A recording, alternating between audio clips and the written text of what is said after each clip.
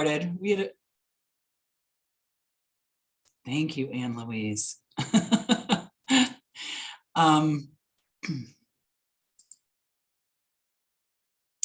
Guess we'll get started. We had a few more registered, but I know how that sometimes happens.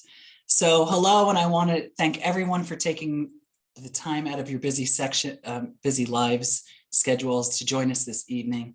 I'm Carmela Hugel, Beautification Program Manager, and this is the first of 3 gardening series, Get Back into the Garden with Sullivan Renaissance. Before we get started, I'd like to go around the room and introduce ourselves. I'll call your name and let us know who you are and briefly what your gardening level is and your interests are. I'll start with me. I'm Carmela Hugel. Like I said, I'm the Beautification Program Manager. I first started gardening as a child with my Nana's neighbor, Mr. Jones, who had an acre plot in the center of a small town. He started my love for gardening, and then fast forward about 20 years, I began gardening with a landscaper in Sullivan County, and that's when my sickness began. I'm the person who goes into a garden center to look around for ideas and leaves with an armful of plants. Alan Carroll, you're up. Hello, my name is Alan Carroll. I am the new beautification coordinator here at Sullivan Renaissance. I've been gardening for about 15 years. I started when I was in the city and I didn't know what to do with my little backyard plot, so I started taking classes at the Brooklyn Botanic Garden, and I couldn't stop, and I've been having my hands in the dirt ever since. And I'm really excited to be going around Sullivan County and improving all of our projects and starting new ones. Thank you, Alan. Anne Louise Scandariato.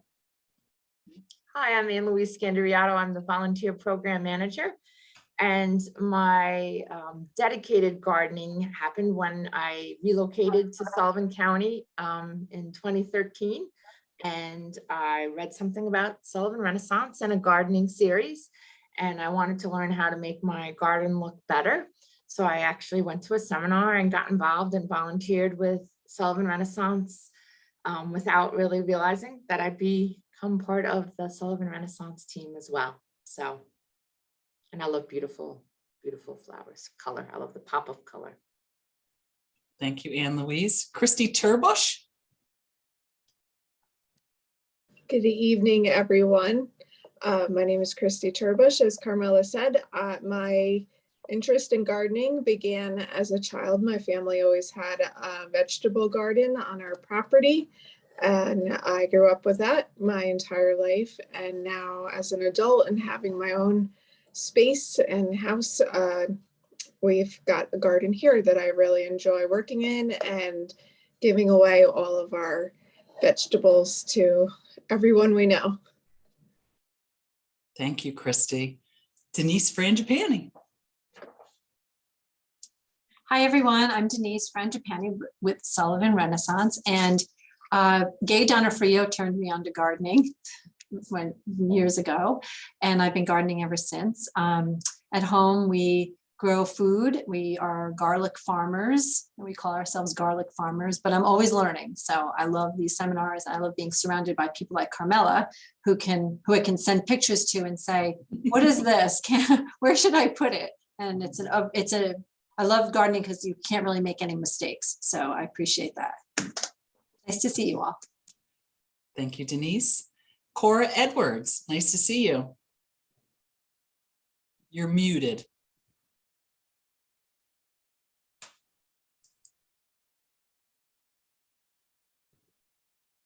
Hi, everybody. Hello.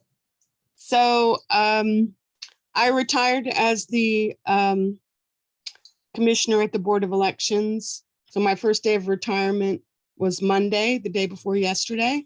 So I'm going back to my first love, Sullivan Renaissance. And I'm on the steering committee. So Denise, you don't have to ask me, do I really want to do anything on the steering committee anymore, because I'm free as a bird. My love of gardening started with my Italian grandmother.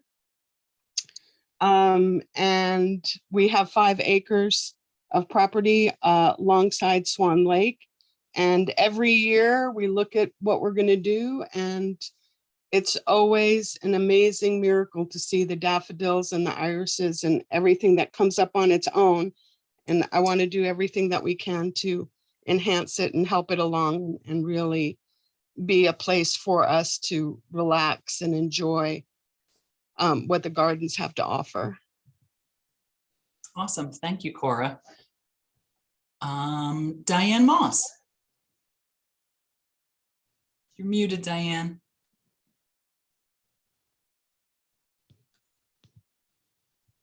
That's better. Yes. Hi, I live in Monticello. I'm a longtime volunteer with Sullivan Renaissance. And I would have to say that I've learned so much over the years of classes, hands-on experience, and a vast knowledge that I never knew before, and hope to continue learning and beautifying my town of Monticello and other areas. Thank you, Diane. You're welcome. Diane Fox.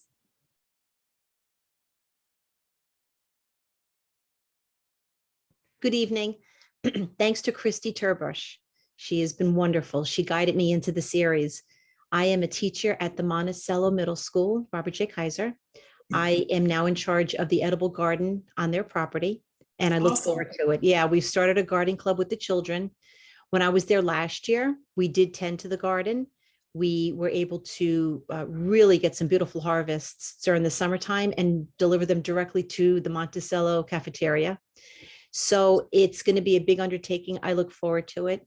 In terms of my own experience, my father always had a garden, and I have a little one here. I live in Pine Island, where it is all farming community. So yeah, I have a lot of great farms in and around my home.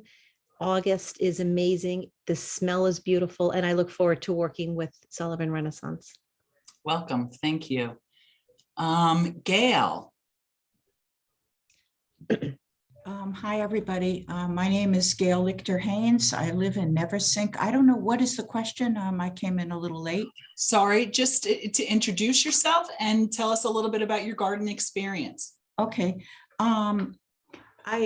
I guess my gardening experience is maybe an intermediate gardener. I taken a lot of classes with New York Botanic Garden. I have a gardening certificate from them. I took about maybe 15 classes, and I garden on my own property. Part of it is gardenable and part of it's woods, and the woods I kind of leave alone. And I'm really interested in ornamental plants. I'm also very interested in native plants. I started out gardening, loving the big flowers like the big peonies and things like that. But I've gotten wiser, over the years. And so when I buy plants now, I tend to buy natives. And I'm always eager to learn about gardening. I don't really volunteer in the gardening area in Sullivan County, but I do volunteer as an AARP tax aide. So gardening is sort of my hobby, and Awesome. the tax aide is where I do the volunteer work. So that's about it. Awesome. Thank you, Gail. Nice to meet you. Nice to meet you. Karen Coombe. Hi, I'm Karen. I apparently don't have my video on.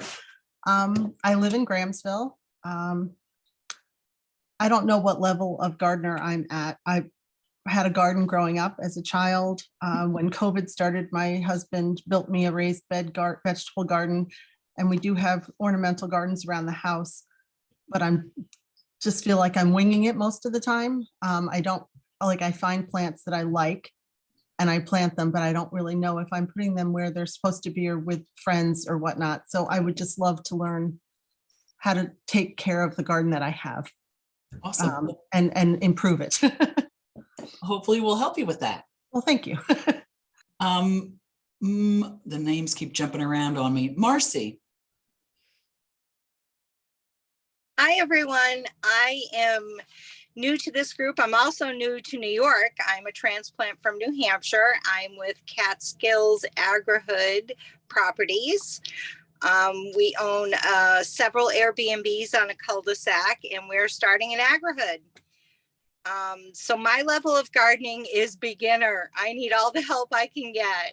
I've had several at-home gardens, just basic vegetable gardening, but this is on a much bigger scale. So I'm really looking forward to learning as much as I can. And thank you for having me. Awesome. Welcome. Thanks for coming. How about Mary Ann?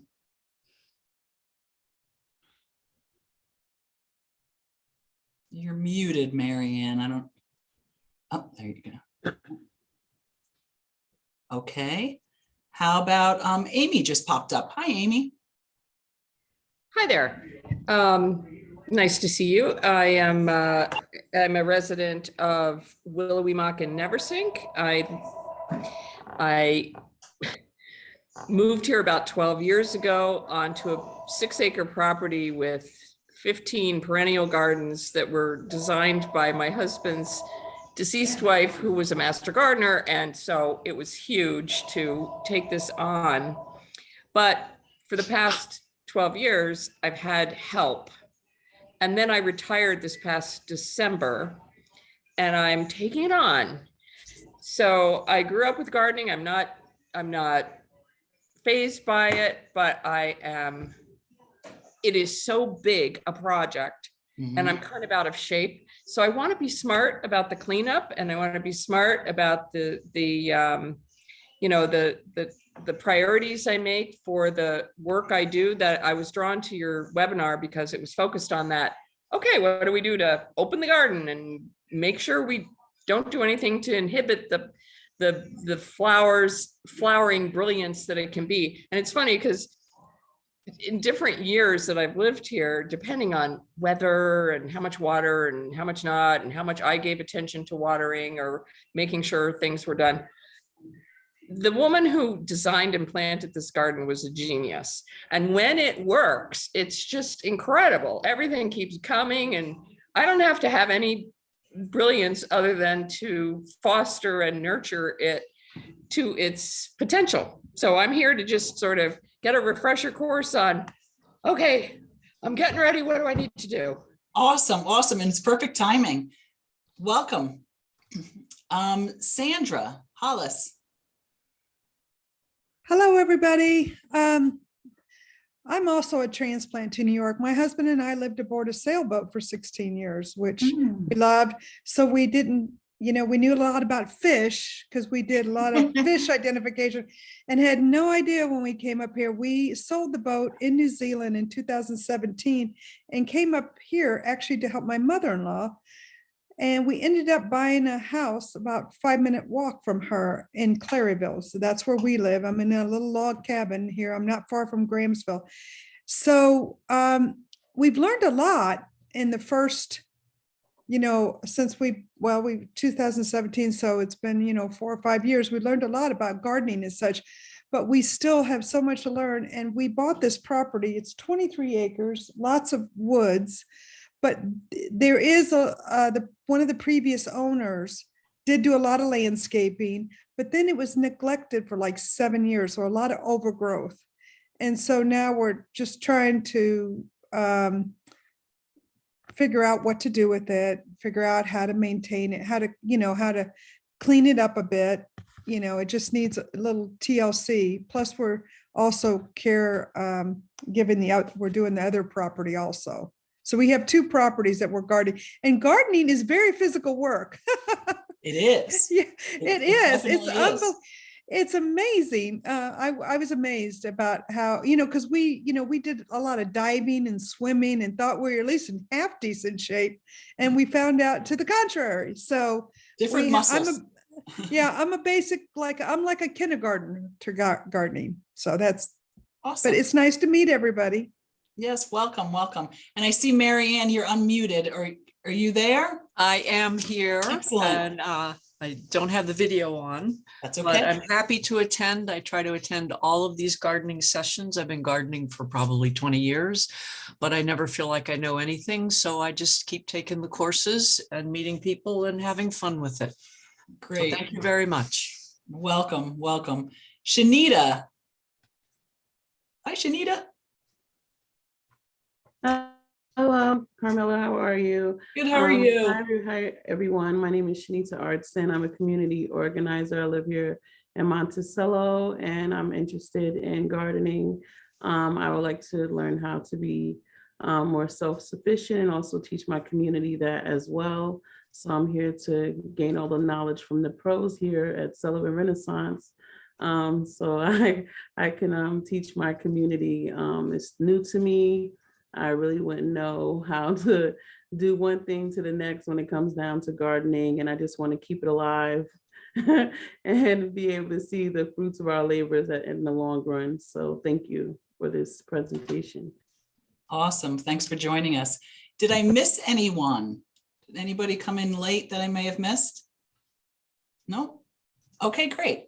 So now I'm going to tell you a little bit about Sullivan Renaissance. If you don't know, Sullivan Renaissance is a beautification and community development initiative of the Gary Foundation.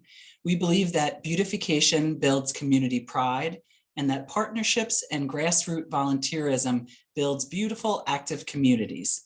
Sullivan Renaissance offers funding, technical assistance, and other resources in support of this mission, including educational programs such as this.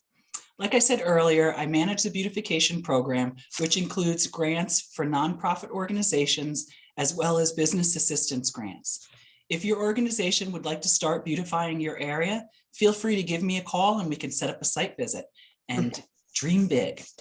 If anyone has any questions during the presentation, please feel free to type it in the chat. We'll refer to that. We're going to have a couple of segments and we'll happily answer any questions in between each one. I also ask that if you can mute yourself during the presentation, that would be great. It looks like everybody's muted, so we're good to go. Okay, so now let's get back into the garden. I'm going to share our screen.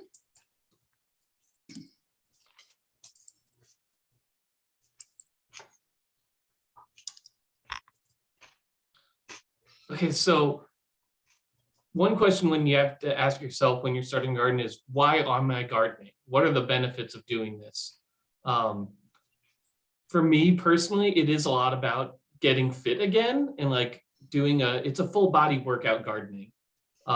You get low impact aerobic exercise, you get to build strength, and you use different parts of your body that you don't normally use. While you're outside doing it, you also get exposure to vitamin D, which boosts your immune system. It also helps boost your mood. You then have access to really good food and flowers. You get a sense of pride. You can help build your community and bring people together. And you can get a feeling of like agency and empowerment that I think a lot of us need in this like chaotic world we live in.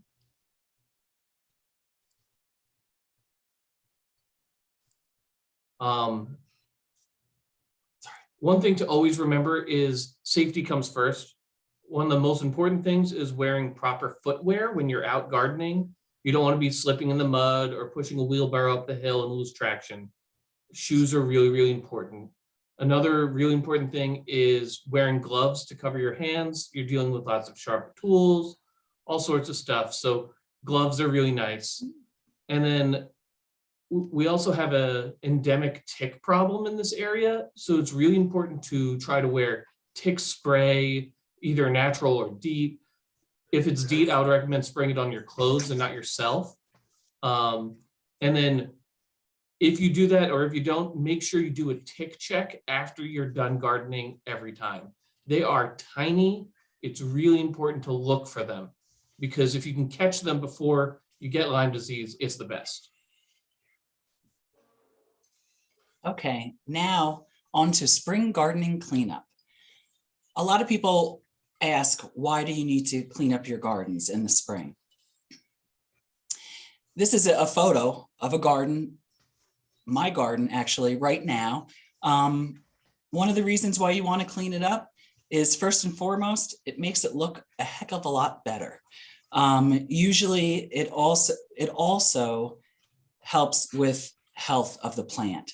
By removing this, you'll remove the chance of any mold issues and stuff like that. I don't know about any of you, but the first sign of spring, I want to jump in my garden and start cleaning it out. I had to really temper myself and hold back because spring cleanup should start when the daytime temperatures are consistently above 50 degrees Fahrenheit for at least 5 days, so the pollinators have a chance to live. Some of the tools that we have for the job, you're going to hear me referring to these tools throughout the program. This first one here, I hope you can see my pointer, is, I love all my tools. I want to say this is a favorite, is the lopper. This will cut back large branches on trees and shrubs, an inch, maybe thicker than an inch, depending on your arm strength. And boy, does it give you a good arm strength.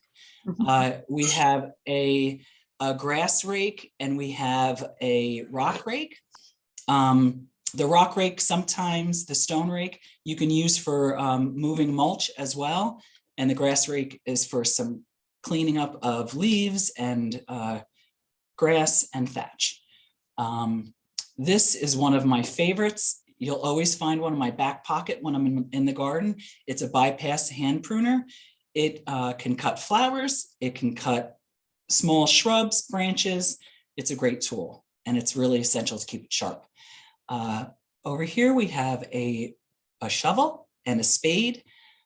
I particularly like the shovel more than the spade. It's something that I was taught to use when I first started gardening. That's what I was showed, how to edge, how to remove plants, everything. So that's my go-to. A lot of people love, there's always a spade shovel debate with a lot of people if they, one likes the other. The hedge shear, this is for cutting hedges. I love to use it for cutting down my perennials, which I'll show you in some further photos. I trim back my dead perennial plants, as well as the battery operated hedge shear shown here. This was my new toy that I purchased recently. And then also you have a trowel for removing any annuals or planting annuals. And cleanup. You always need to clean up after yourself. After you're done with your garden, using a broom, it's not only good to fly around with, but it's also good for cleanup. And a wheelbarrow to throw your debris in. Then it's easy to transport over to your compost pile. And that's one of the things. You'll also hear me say a trug or a collapsible kangaroo, which I'll show you in another photo, that is great for cleanup. 3 things to remember when you're cleaning out your garden are the 3 Ds. Is it dead? Is it diseased? Or is it damaged? It's pretty simple. Here we have winter-killed annuals and perennials. Annuals are plants that you plant annually. They don't come back every year. You need to put them in the garden. So when you're removing them from your garden, you can pull the roots and all out. Most annuals, you can grab them with your hand and pull them out of your garden, no problem. Some, like some of the annual grasses that they have, their roots are a little more dense. So you have to dig them with a shovel or a trowel to get them out. This particular grass, I think it would have broke my trowel. Perennials. Perennials are plants that come back every year.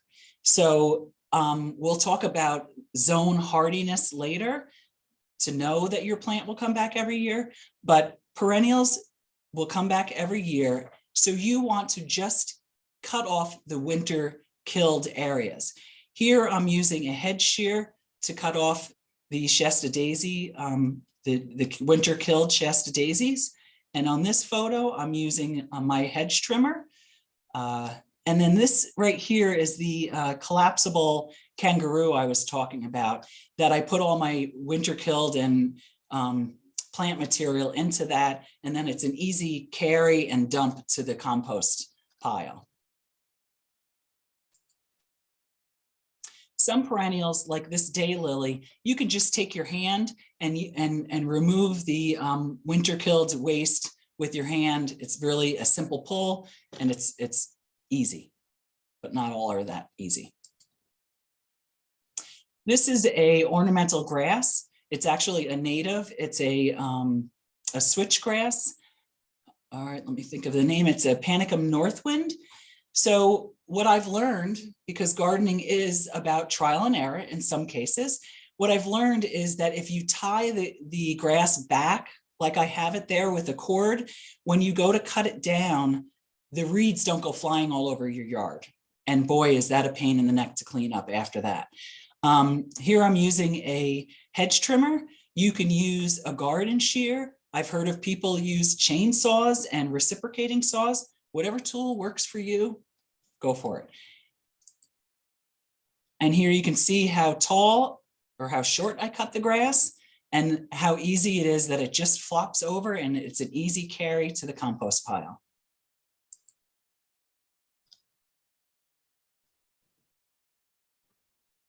So when you're dealing with garden diseases, the best way to not have them is to prevent them. So prevention is the key.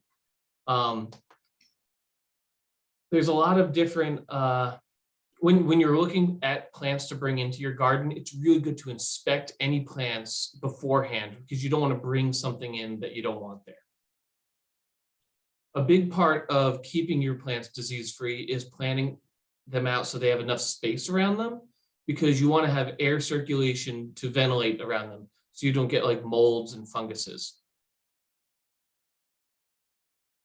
You also really want to plant the correct plant for the landscape that you're planting it in. You want to make sure that it's the right zone.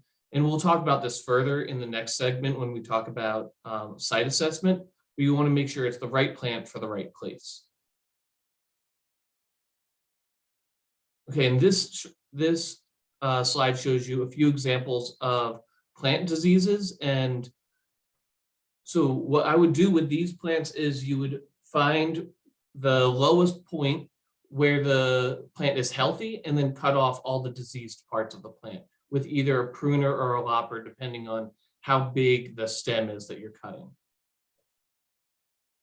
After you're done cutting the diseased part off, it's really, really important to disinfect or clean your tools so that you don't spread that disease to other plants in your garden. One of the easiest ways to do it is to fill up a bucket with 1 part bleach to 9 parts water. So it's very watered down bleach. And then you could just dip your tools in that water after you're done. I also sometimes use peroxide or rubbing alcohol. Those will also kill plant diseases on your tools. But when you're done disinfecting them, it's really important to wipe them down with a towel to dry them off. It helps reduce disease spread and also keeps your tools from rusting at all. Lastly, damaged. Here's an example of a wind-burned boxwood. How you would go about cutting or removing the windburn is using your hand pruner, your bypass hand pruner, and cutting back to live wood. Live wood, when you cut back a dead branch, if you notice, it's brown. There's no life to it. There's no color to it. It's just brown. But if you keep cutting back down the branch, you'll slowly see green appear. That's considered live wood. So you want to cut back until you see the live wood. And I don't, I let my boxwoods do their thing. I don't generally trim them and hedge them in any kind of a shape. That's my, how I like them. But you're free to do whatever you like with yours. Here is an Arctic willow. If you notice, there's some damaged branches here. We all experience deer, and they either eat your flower just when it's going to bloom, or in the middle of winter, they come and they rub their felt, or in the fall or whenever they do it, they rub their felt off their antlers, and they rub your shrubs or your small saplings, and they destroy it. So a buck came up and rubbed his antlers on this and pulled apart all the shrub and did some damage. So here I'm using a lopper to cut back way to the base of this shrub because I want to remove that whole branch because it's torn apart. This is also a time that you can rejuvenate certain shrubs. This shrub particularly, I will cut back about 2/3 of the way because it's not performing like when you purchase a plant, you want it to do a certain thing. This plant creates a lovely pink and white mottled leaf. When it's trimmed back nicely, it's a little bit overgrown. So I'm going to cut it back about 2/3 of the way to rejuvenate it. That's the term. And it will create those nice blooms. There's some other shrubs that you can do that with.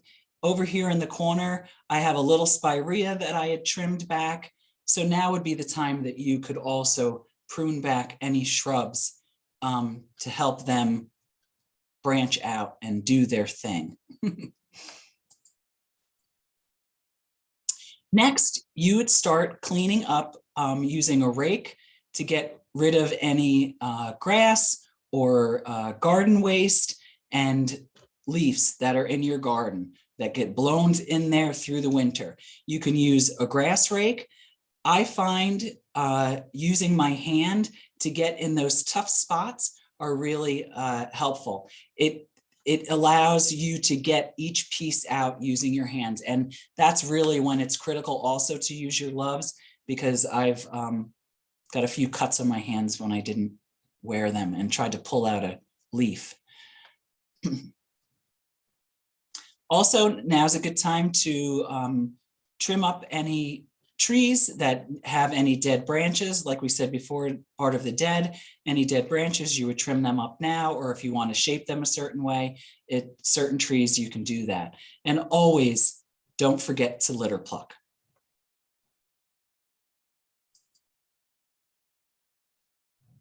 Okay, so some of the takeaways from this part of the presentation would be to always be wearing our safety gloves and our shoes and checking ourselves for ticks. To remember not to get out there right away, but you want to wait until temperatures are above 50 degrees consistently so pollinators have a chance to burrow out of their holes and start living their above ground lives. And you don't want to disturb them until that happens. And then to remember that it's a full body workout. Take rests, drink water, and have a lot of fun.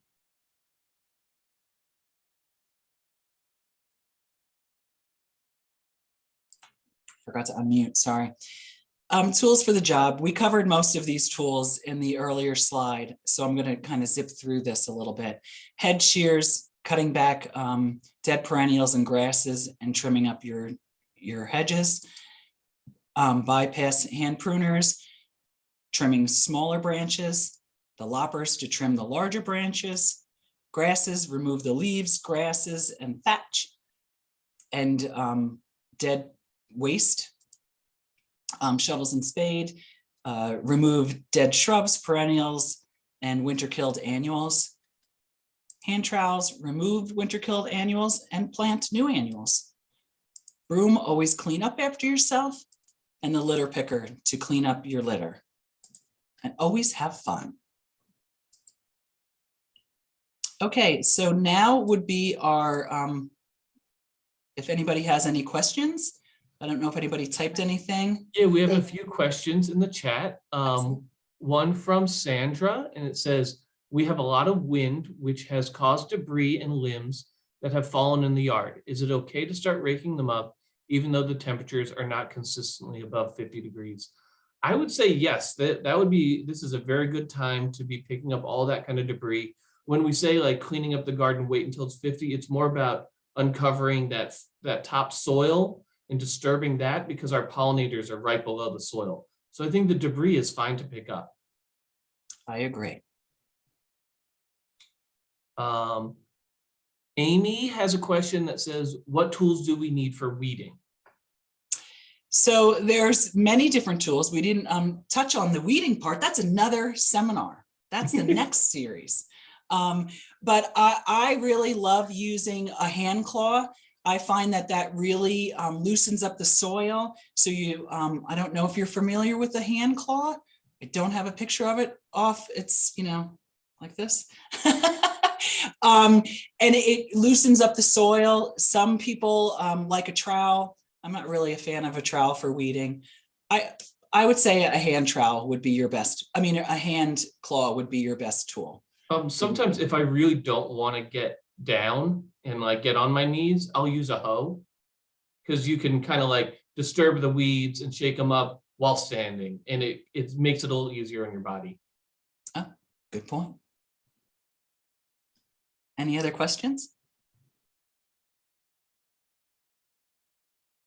Okay, Amy commented that a great new tool for people is a mini chainsaw because it's lighter. And so, yeah, I think that's great. You know, they make electric battery operated ones now. I got one from Home Depot and it's very light and easy to use. And it feels safer than the gas ones to me. Oh, and Gail says that she thinks it's a good time, this spring is a good time to remove invasive plants. I think it's always a good time to remove invasive plants, but yeah, definitely in the spring. Spring is really, so for invasive plants, they generally have to be, if you're talking knotweed or even barberry, a lot of times you can dig those plants out, but the root system is still there. So generally just keep cutting back, just be really diligent throughout the year. It's not just the springtime. So, you know, just keep at it. It will pay off.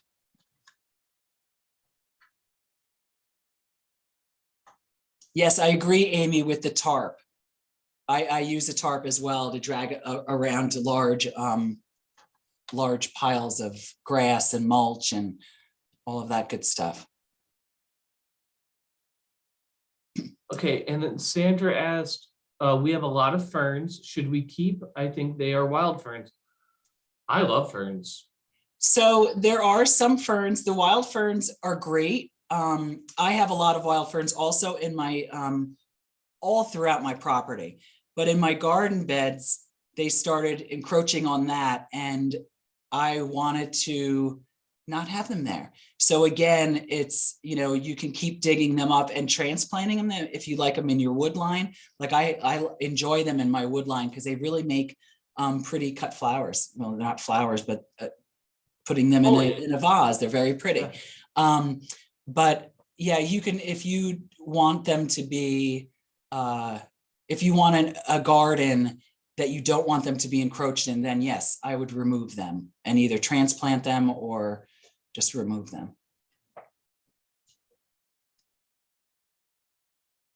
Okay. One new message. You're welcome. Okay. Give me a moment. I'm going to share the screen again and we're going to move on.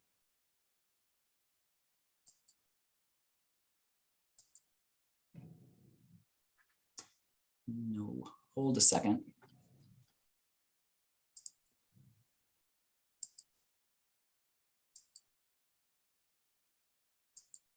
Sometimes I click faster than I need to before the computer works. Oh. And so now I'm gonna kick in and say, now a word from your sponsor. And so the heart and spirit of Sullivan Renaissance are volunteers. So we would love for you to volunteer with us or find out ways in which you can connect with your community and get involved.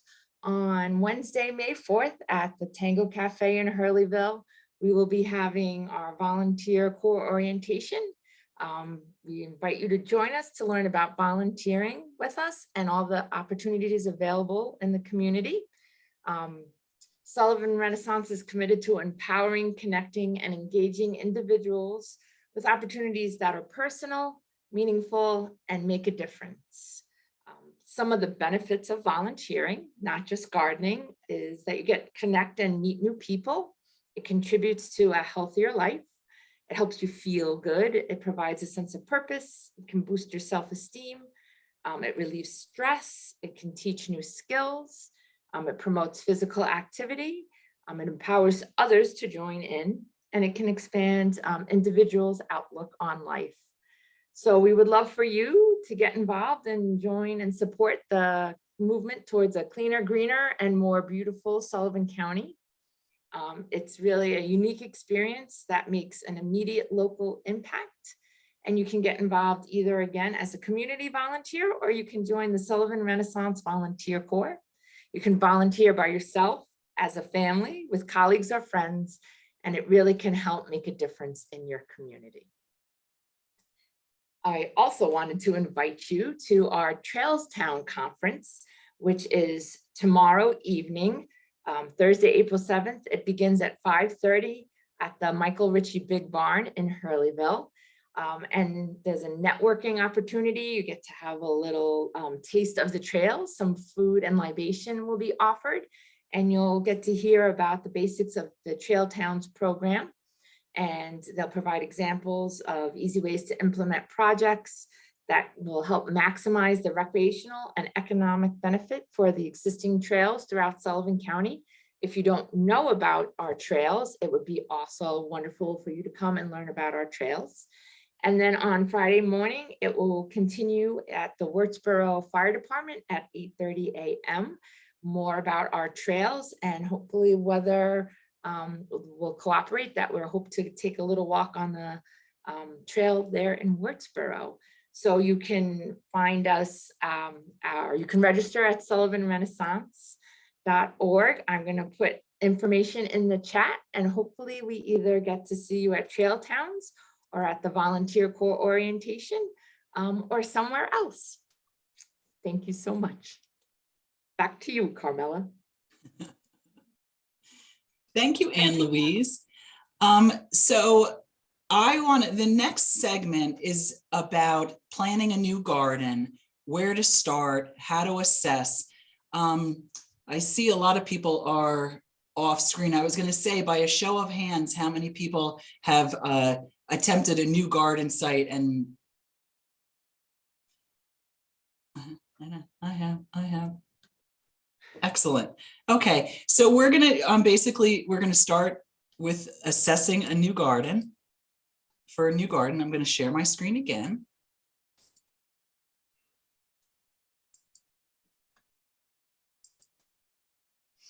Okay, so now now that your garden is ready for another season, let's plan a new garden. How do we start? There's so many ways to approach a new garden. Choosing the space is the first step. It is all, I can't even speak now. All you need is an idea. Choosing your space, the first step that I find is finding a space for my garden. Location, location, location. Once you've picked your garden area, then you can start assessing it. I like to start with sun exposure. Is it full sun? Is it shade? So often we think that a garden, oh, it's full sun, it's full sun. I hear it all the time when I go assess a site with someone who's full sun, when it's really full shade or part shade, or not full. So knowing that, how to determine the lighting. I find this as a really good guide. Full sun is 6 or more hours of direct sun per day. Part sun is 4 to 6 hours of direct sun, including some afternoon sun. Part shade is 4 to 6 hours of direct sun per day, but mostly before midday. So it's more morning sun than afternoon sun where the heat is. And then full shade is less than 4 hours of direct sun per day. Now, I always thought full shade was no sun at all, just complete shade. And that is as well full shade. But some of the shade plants, when it's labeled full shade, they want a little bit of sun warmth. So this is a good guide for you. So So the next thing I do when I'm assessing a site is I want to know what kind of soil is in the site. And my favorite way to do that is the squeeze test. So I'll dig a little hole, I'll grab some soil out of it, and I squeeze it in my hand real tight. And then if I open my hand and the soil falls up out of falls apart and starts going through my fingers, it's probably sandy soil. Sandy soil tends to drain very quickly, which is a good thing, but it also has trouble retaining nutrients and moisture because everything wants to flow away from it. If you have that ball in your hand and you open it up and it stays a ball, but you prod it with your other finger a little bit and it falls apart, then it's most likely a loamy soil, which is pretty ideal because it retains moisture really well. And it also retains nutrients, but it doesn't stay soggy all the time, like the next kind of soil, which if you hold that ball and then you open your hand and you prod it and it stays a ball, it's mostly likely clay soil, which is very nutrient rich, but it doesn't drain very slowly. So it has other problems where some things like to have wet roots, but a lot of plants don't like that. They want good drainage. So it's going to help you determine what kind of plants you're going to select. If you want to know other things about your soil, I would really recommend contacting Cornell Cooperative Extension of Sullivan County, that you can either purchase home tests or bring a soil sample in and have them test your soil, and you can find out what nutrients the soil in your area are missing so that you might want to add as a fertilizer, the pH of your soil, which is going to determine what plants can grow in that area. You can amend for a pH as well, and Cornell will help you figure out what amendments are needed for your soil. And they also do, if you're planning on doing food gardening, I really recommend you get the soil tested for heavy metals, especially lead, because you don't want to be growing in soil that has that. It'll move up the plant and into the plants. It depends on the plant how bad it is for you, but if you have contamination, you really don't want to be growing food in it. Another thing to be looking out for when you're assessing a site is the soil compacted from recent construction or from walking paths? If you're walking on it a lot, it'll compact. It's very hard to get a shovel in. You'll figure it out pretty quickly, like this is hard packed soil. And it makes a difference of how you're going to approach building a garden in the site. There's always other things that are pre-existing in your garden. One of them would be like plants and trees that already are there that you might want to remove. But really the best thing to do is identify what the plants are first, because if you just ripped it out, you might realize later on that you want that plant.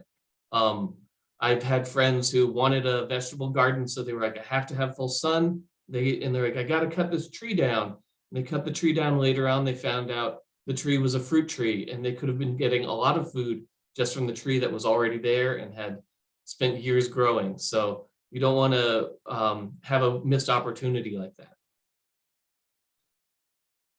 There are also pre-existing power lines that are above your head or underground. There's sewage lines, gas lines, all those kind of things that you have to be worried about when you're digging in especially a more dense area. I would recommend calling 811 DIG, and they'll help map out all the underground obstacles that you have, because it's better to be safe before you hit the wrong thing. Do you have a water source?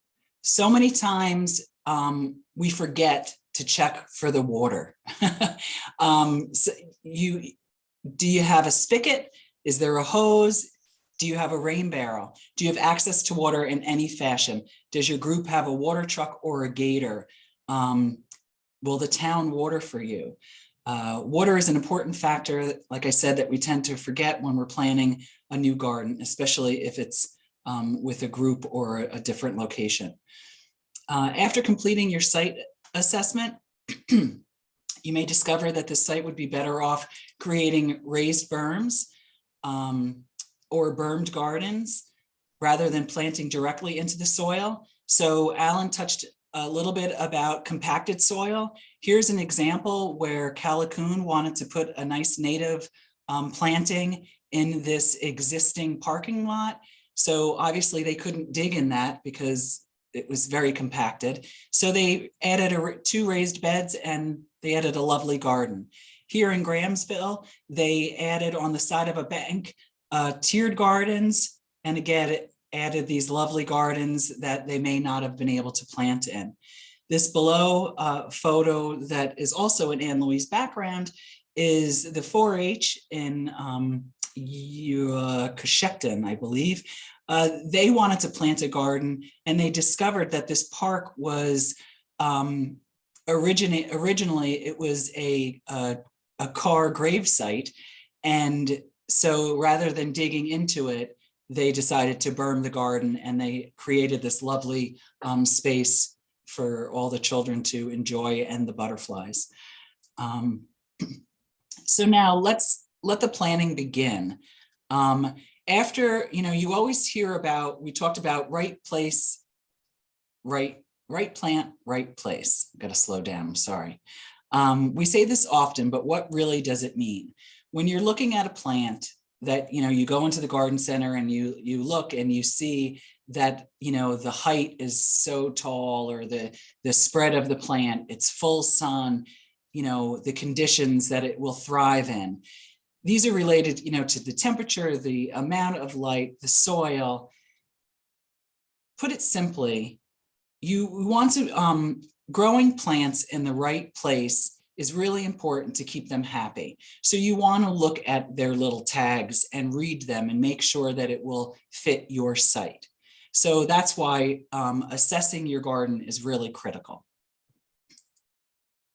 We talked about cold hardiness. Sullivan County is zone 5. So what does cold hardiness mean? Perennials are plants that come back every year. We've said this before. If they are from zone 5, from 1 to 5 in our area, they're considered a perennial. They'll come back every year. If I purchase a plant that's a zone 7, 11, whatever, that would be considered an annual because it is not hardy for our area. So if you are looking to purchase perennials, you want to make sure it's zone 1 to 5. 5 is the highest. Now, like I said earlier, when you want to plant, when you want to start your garden, you want to look at this tag and make sure you know the light, the zone, the height of the plant, so you can put it in your garden and know exactly how tall it's going to grow, how big it's going to grow.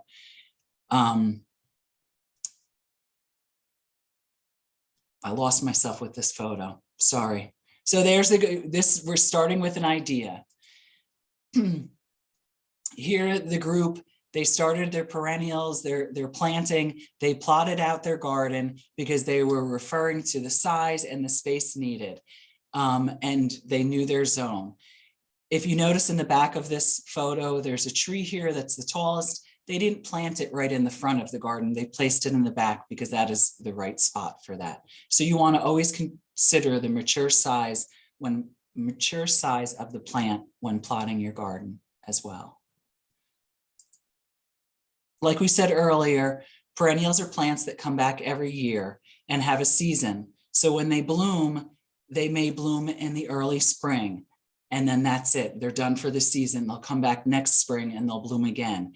You may want another plant to bloom in the mid-summer, and then another in late summer. And then if you want constant color, you would add your annuals. And it creates a constant color to add to the garden, and it's like a wow factor for your garden. So some of our key takeaways, again, safety first, always wear proper shoes, boots, whatever you need, protect your hands, and always protect yourself with ticks, and make sure you check yourself for ticks after you are out in the garden. Assessing your potential garden site is really critical to a successful garden. Know if it's sun or shade. Know what kind of soil you have. Is there water on site? Sullivan County is zone 5. I've seen in some of our garden centers, zone 6. If you are willing to take a chance, you can purchase it, but they might not come back every year. Right plant, right place.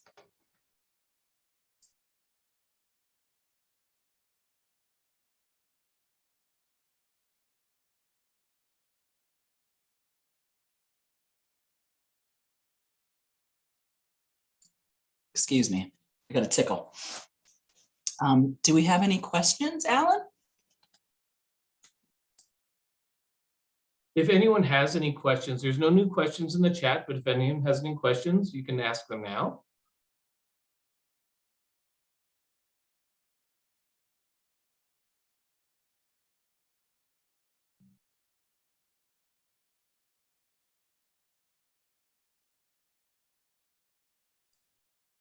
Nothing?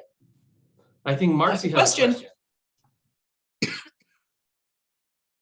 Marcy, you can just ask it without typing it in the chat if you'd like.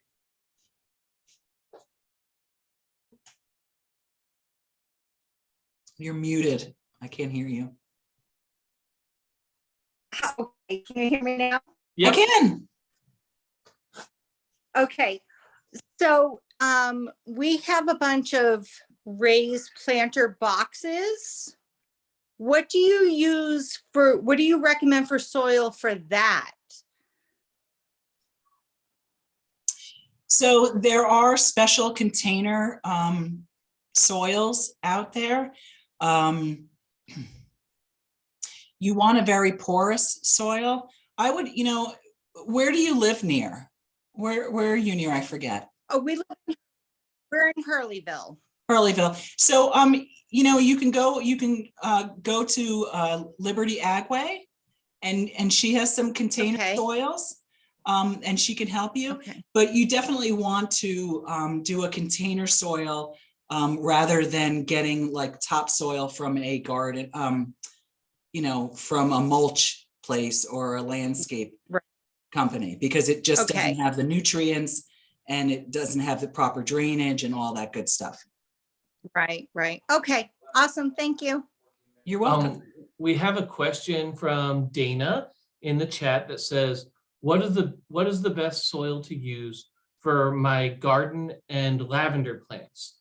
So I know that lavender is a Mediterranean plant originally, and it tends to really like well-drained soil. So it's really good if you can create drainage. If you have clay soil, I would build a raised bed for it, something to drain well. I also know that they like a more alkaline soil. So if I would do your soil test, you might have that already. But if not, you could amend it with lime. Yes, and I agree. Lavender, I know I've lost a few lavenders in my day because they were in too moist of a soil. They do not like wet feet. They definitely like a more sandy. Absolutely. Any other questions? You're welcome. Okay. I'd like to thank everyone for coming. Our next gardens series will be live in person. We're gonna, it's to be announced June 1st at 6 p.m. also, and it's gonna be planting gardens and containers. So we'll go on to our next phase of gardening. Yay. So register today if you haven't registered already. And I look forward to seeing everyone out in the garden again. Thank you for joining us. Bye-bye.